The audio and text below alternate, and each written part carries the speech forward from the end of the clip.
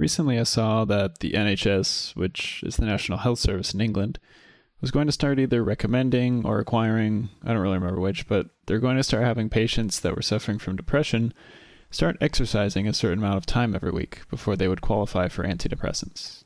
I think that's really interesting, and it kind of tracks with what I've noticed about my own well-being.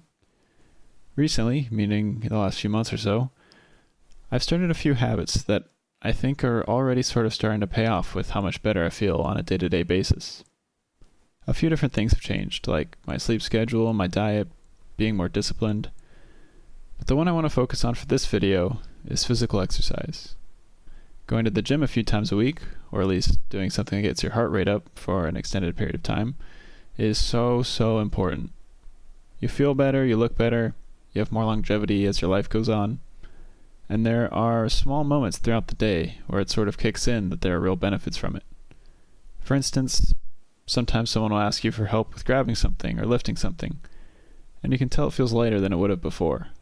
Or maybe that you might not have been able to lift it at all had you not been lifting. Or even just how easy it is to get up from squatting down because you've been making sure not to skip leg day when you work out.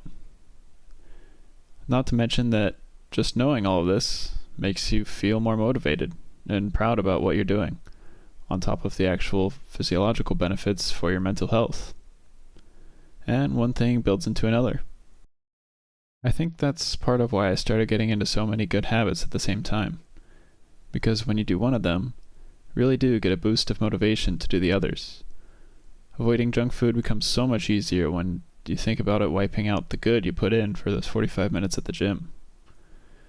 And then you want to wake up earlier to make sure that you're on time for everything, so you fix how you sleep, and it's just a positive cycle. However, I will say though that motivation only lasts so long. Eventually you hit a point where you don't want to keep going. You'd rather stay home and skip the day, and just relax. You think, I've been doing such an amazing job, just one day off won't hurt. But one day can easily turn into two into three, and so on, turning into a slippery slope. And that's where finding a way to incorporate those habits into your life long term becomes so important. Time and time again, someone will say, start a new diet, and they're able to keep with it for a week or two, but eventually they hit a wall. And I think a big part of that is them going from 0 to 100 without really thinking it through very much.